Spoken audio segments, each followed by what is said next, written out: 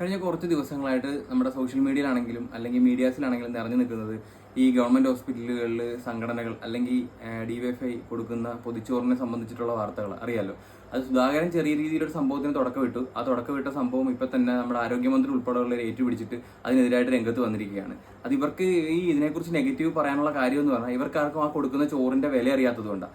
ഒന്ന് ഞാൻ ആദ്യം പറയട്ടെ, ഇപ്പം സുധാകരൻ പറഞ്ഞതിന്റെ അത് ഈ ഹോസ്പിറ്റലിൽ ഫുഡ് കൊടുക്കുന്നതിനെ കുറിച്ച് കുറ്റം പറഞ്ഞിട്ടുണ്ടെങ്കിലും ഇപ്പൊ ആലപ്പുഴ വണ്ടാനം മെഡിക്കൽ കോളേജിൽ ഞാൻ കണ്ടൊരു സംഭവം എന്ന് പറഞ്ഞാൽ വണ്ടാനം മെഡിക്കൽ കോളേജിൽ കാഷ്വാലിറ്റിയിലോട്ട് പോകുന്നതിന് തൊട്ട് മുമ്പായിട്ട് സേവാഭാരതിയുടെ ഒരു ഷെഡ് അടിച്ച് അവിടെ ഫുഡ് കൊടുക്കാനുള്ള ഒരു ശ്രമം നടത്തുന്നുണ്ട്. അതിന് ഞാനും എതിരാണ്. കാരണം നമ്മുടെ ഒരു ഹോസ്പിറ്റലിൽ ഒരിക്കലും രാഷ്ട്രീയവൽക്കരിക്കാൻ പാടില്ല. അത് ഏത് സംഘടനകളാണെങ്കിലും ഒരു യൂണിറ്റ് ഇടുകയോ അല്ലെങ്കിൽ അവർ ഓഫീസ് ഇടുകയോ അതിന്റെ ആവശ്യമൊന്നുമില്ല. അത് സേവനം ചെയ്യുമ്പോഴത്തേക്ക് എന്തിനാണ് ഓഫീസ്, അതിന്റെ ആവശ്യമൊന്നുമില്ല. അപ്പൊ ആ ഒരു സംഭവമാണ് മുൻനിർത്തിയാണ് സുധാകരൻ പറഞ്ഞതെങ്കിൽ ആ ഒരു എന്താ പറയുക സംഘടന അവിടുന്ന് മാറ്റാനുള്ള കാര്യങ്ങൾ അല്ലെങ്കിൽ ഹോസ്പിറ്റൽ വളപ്പിൽ ഇതേപോലെ കെട്ടി വെച്ച് ഇത് കൊടുക്കണ്ടെന്ന് വ്യക്തമായി പറഞ്ഞിരുന്നെങ്കിൽ ഒരുപക്ഷെ ആൾക്കാർക്ക് അത് കൂടുതൽ കൺവിൻസിങ് ആയേനെ. പക്ഷെ ഇപ്പോഴത്തേന്ന് പറഞ്ഞാൽ ഇപ്പം സംഘടനകൾ ചോറ് കൊടുക്കുന്നതുമായിട്ട് ബന്ധപ്പെട്ട് ഈ മുരളീധരൻ ഉൾപ്പെടെയുള്ളവർ രംഗത്ത് വന്നിട്ടുണ്ട്.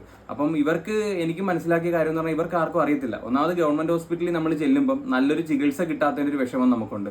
അതിന്റെ ഒപ്പം തന്നെ നമുക്ക് നല്ല രീതിയിലുള്ള മരുന്ന് പോലും അവിടുന്ന് ഫ്രീ ആയിട്ട് കിട്ടാതെ 100 ടെസ്റ്റുകൾക്ക് 100 സ്ഥലത്തേക്ക് ഓടേണ്ടി വരുന്ന ഒരു സാഹചര്യമുണ്ട്. ഇത് കൂടാണ്ട് ഏറ്റവും ബുദ്ധിമുട്ടുണ്ടാക്കുന്ന കാര്യം എന്ന് പറഞ്ഞാൽ ഹോസ്പിറ്റലിൽ അഡ്മിറ്റ് ആയിരിക്കുന്ന ആളുടെ ജോലി അല്ലെങ്കിൽ വരുമാനമാണ് കുടുംബത്തിൽ പ്രതീക്ഷിക്കുന്നതെങ്കിൽ അയാൾ അഡ്മിറ്റ് ആയി കഴിയുമ്പോഴത്തേക്ക് ആ കുടുംബത്തിന്റെ അവസ്ഥ ഭയങ്കര ബുദ്ധിമുട്ടായിരിക്കും. എപ്പോഴും ഹോട്ടലിൽ നിന്ന് ഫുഡ് കഴിക്കാൻ പറ്റത്തില്ല.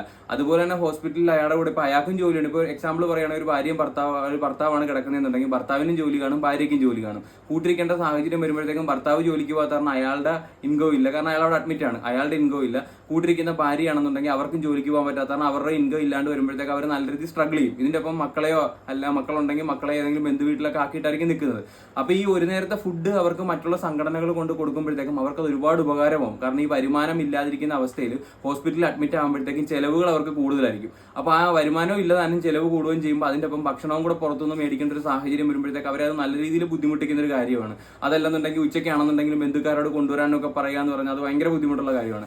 അതിനേക്കാളും ഏറ്റവും നല്ലതെന്ന് പറഞ്ഞാൽ സംഘടനകൾ 2 പൊതിയെങ്കിലും വെച്ച് കൊടുക്കുമ്പോഴത്തേക്കും അവർക്ക് രണ്ടുപേർക്കും ഒരു നേരത്തെ വിശപ്പടക്കാനായിട്ട് അത് ഉപകരിക്കുക. അതിന്റെ ഒപ്പം തന്നെ ഇപ്പൊ വണ്ടാനം മെഡിക്കൽ കോളേജിലെ കാര്യം മുൻനിർത്തി പറയുകയാണെന്നുണ്ടെങ്കിൽ അവിടെ വൈകുന്നേരവും ഇതേപോലെ തന്നെ പള്ളി വക എന്തോ ഫുഡ് കൊടുക്കുന്നുണ്ട്, കഞ്ഞിയോ ചപ്പാത്തിയോ കൊടുക്കുന്നുണ്ട്, ഉച്ചയ്ക്ക് സംഘടന ചോറ് കൊടുക്കുന്നുണ്ട്, രാവിലത്തെ ആണെങ്കിലും ഏതൊരു സംഘടനയുടെ കൊടുക്കുന്നുണ്ടെന്നാണ് പറയുന്നത്. അപ്പം ഇത് അവിടെ എന്താ പറയുക അഡ്മിറ്റ് ആയിരിക്കുന്നവർക്ക് വലിയൊരു ഉപകാരമുള്ള ഒരു കാര്യമാണ്. അപ്പൊ ഈ സംഭവങ്ങൾ ഗവൺമെന്റും അല്ലെന്നുണ്ടെങ്കിൽ രാഷ്ട്രീയക്കാരും അതിനെതിരായിട്ടാണ് പോകുന്നതെങ്കിൽ രാഷ്ട്രീയക്കാരെന്ന് പറഞ്ഞാൽ ഇപ്പൊ നമ്മുടെ ഭരിക്കുന്ന പാർട്ടിയിൽപ്പെട്ടവർ അതിനെതിരാണെന്നുണ്ടെങ്കിൽ അവർ ഗവൺമെന്റ് തലത്തിൽ അവിടെ എന്താ പറയുക അഡ്മിറ്റ് ആയിരിക്കുന്നവർക്കും കൂട്ടിരിപ്പുകാർക്കും ഭക്ഷണം കൊടുക്കാനുള്ള കാര്യങ്ങൾ നോക്ക്, ക്യാൻറ്റീനിൽ നിന്ന് ഉണ്ടാക്കിയിട്ട് കൊടുക്കാൻ നോക്ക്. അങ്ങനെയാണെന്നുണ്ടെങ്കിൽ അത് സഹായമാണ്. അല്ലാതെ ഏതെങ്കിലും ഒരുത്തൻ ചെയ്യുമ്പോൾ അതിനെ മുടക്കി എല്ലാം ഇല്ലാതാക്കുന്ന ഒരു പ്രവണത നല്ലതല്ല. ഇപ്പൊ തന്നെ നമ്മുടെ UDF കയറി വന്നിട്ടാണെന്നുണ്ടെങ്കിൽ തന്നെ ഈ 1048 ദിവസത്തിനുള്ളിൽ തന്നെ ജനദ്രോഹ നയങ്ങളാണ് മുന്നോട്ട് പോയിക്കൊണ്ടിരിക്കുന്നത്. ജനത്തിന് അനുകൂലമായിട്ടുള്ള രീതിയിലുള്ള ഒരു നയങ്ങളും അവരുടെ ഭാഗത്ത് നിന്ന് സ്വീകരിച്ചില്ല.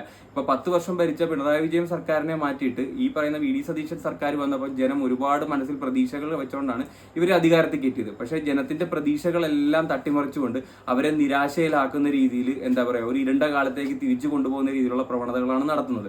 അതിന്റെ ഒപ്പം തന്നെ ഈ ഒരു രീതിയിലുള്ള കാര്യങ്ങൾ ചെയ്യാതിരിക്കുന്നതായിരിക്കും നല്ലത്. ഇപ്പൊ കഴിഞ്ഞ ദിവസം തന്നെ ഞാൻ എൻ്റെ ഒരു ഫ്രണ്ടിന്റെ പെങ്ങള് വണ്ടാനം മെഡിക്കൽ കോളേജിൽ അഡ്മിറ്റ് ആയ സമയത്ത് ഞാൻ അവിടെ ചെന്ന സമയത്താണെന്നുണ്ടെങ്കിലും ടെസ്റ്റുകൾക്കെല്ലാം കൂടെ അന്ന് ആയത് 1200 രൂപ അടുത്താണ് ആയത്. കാരണം അതിപ്പം ഓപ്പണായിട്ട് നമുക്ക് പറയാൻ പറ്റില്ല, എന്നാലും അത് ഒരു എന്താ വിഷം കഴിച്ചതുമായിട്ട് ബന്ധപ്പെട്ടാണ് ചെന്നിരുന്നത്. അപ്പം പണ്ടൊക്കെ വിഷം കഴിച്ച് കഴിഞ്ഞാൽ ട്രീറ്റ്മെന്റ് സൗജന്യമല്ല, പൈസ കൊടുക്കണം എന്നുള്ള രീതി കേട്ടിട്ടുണ്ട്. പക്ഷേ ഇതിന്റെ എന്ന് പറഞ്ഞാൽ എല്ലാ ടെസ്റ്റിനും അതിപ്പോൾ അതിന്റെ അല്ല, ഞാൻ എൻ്റെ അപ്പൂപ്പൻ അഡ്മിറ്റ് ആയ സമയത്തുള്ള വീഡിയോസ് ഞാൻ ചെയ്തിട്ടുണ്ട്. ആ ടൈമിലാണെങ്കിൽ നമ്മൾ കൊണ്ട് കയറ്റുമ്പോൾ അവർ എഴുതി തരുന്ന ബ്ലഡ് ടെസ്റ്റുകളെല്ലാം നമ്മളവിടെ കൊടുക്കുന്നതിന് നമ്മൾ പോയി പൈസ അടച്ച് റെസിപ്റ്റും കൊണ്ട് വന്നെങ്കിൽ മാത്രമേ ഇവർ എടുക്കത്തുള്ളൂ. അത് രോഗി എത്ര വലിയ സീരിയസ് ആണെങ്കിലും മരണത്തോട് മല്ലിടിച്ച് കിടക്കുകയാണെന്നുണ്ടെങ്കിലും അവർ കാശ് അടച്ചതിന് ശേഷം വന്നേ ചെയ്യത്തുള്ളൂ. അത് നമുക്ക് തന്നെ ഏറ്റവും കിട്ടുന്ന ഒരു പോസ്റ്റാണ്. നമ്മൾ രോഗികൾ അവിടെ ചെന്ന് കഴിയുമ്പോഴത്തേക്ക് ഡോക്ടർ വരാൻ തന്നെ ഒരുപാട് സമയം എടുക്കും. ഡോക്ടർ വന്ന് ഈ ടെസ്റ്റുകളെല്ലാം എഴുതി ഈ ടെസ്റ്റുകളും കൊണ്ട് നമ്മൾ എന്താ പറയുക ക്യാഷ് അടയ്ക്കാൻ ചെല്ലുമ്പോഴത്തേക്ക് അവിടെ ഒരു നീണ്ട നിരയുള്ള ഒരു ക്യൂവും കഴിഞ്ഞ് അവർക്ക് അത് കൊടുത്ത് അവിടെ ആണെങ്കിൽ ഒരു ബോധമില്ലാത്ത കുറെ ആൾക്കാരെയും പിടിച്ചിരുത്തി അവർക്ക് എന്താ പറയുക നമ്മൾ പറയുമ്പോഴത്തേക്ക് മോശമായിപ്പോൾ അവർക്ക് എന്താണെന്ന് തിരിച്ചറിയാൻ പറ്റാത്ത രീതിയിൽ അവർ തപ്പിക്കളിച്ച് എല്ലാം ചെയ്ത് അവിടുന്ന് ആ റെസിപ്റ്റുമായിട്ട് നമ്മൾ ഈ ബ്ലഡ് എടുക്കേണ്ട അടുത്ത് വന്ന് അവിടെ കുറെ നേരം ക്യൂ നിന്ന് നിലവിലുള്ള ആൾക്കാരെല്ലാം മാറിയതിന് ശേഷം ഇതെല്ലാം എടുത്തരാം. ഇപ്പം രോഗി നടക്കാൻ വയ്യാതെ ബെഡിൽ കിടക്കുകയാണെന്നുണ്ടെങ്കിൽ ഇവരുടെ അവിടുത്തെ സൗകര്യങ്ങളെല്ലാം കഴിഞ്ഞ് വന്ന് ഇതെല്ലാം കഴിഞ്ഞതിന് ശേഷമേ ചെല്ലത്തുള്ളൂ. അപ്പം ഗവൺമെന്റ് ഹോസ്പിറ്റൽ എന്ന് പറയുന്നത് വളരെ വളരെയധികം മനുഷ്യനെ ബുദ്ധിമുട്ടിക്കുന്ന ഒരു സംഭവമാണ്. പിന്നെ ഗതിയില്ലാത്തത് കൊണ്ടും അവസ്ഥ മോശമായതുകൊണ്ടും എന്താ പറയുക, സാധാരണക്കാരനെ ആശ്രയിക്കാൻ വേറെ വഴി ഇല്ലാത്തത് കൊണ്ടും എല്ലാവരും അങ്ങോട്ട് ഓടി പോകുന്നു എന്നുള്ളത് മാത്രമേ ഉള്ളൂ. അതിൻ്റെ ഇടയ്ക്ക് ഇതുപോലുള്ള സമീപനങ്ങളുമായിട്ട് വരുമ്പോഴത്തേക്ക് എന്താ പറയുക, വീണ്ടും വീണ്ടും ജനദ്രോഹത്തിലേക്കേ പോകത്തുള്ളൂ. അപ്പോൾ ഒന്നെങ്കിൽ ഈ സംഘടനകൾക്ക് ചെയ്യാൻ അനുവദിക്കുക. അതിൽ സംഘടനകളുടെ പേര് വെച്ച് എന്തിനാണ് ചെയ്യുന്നത് എന്ന് ചോദിച്ചിട്ടുണ്ട്.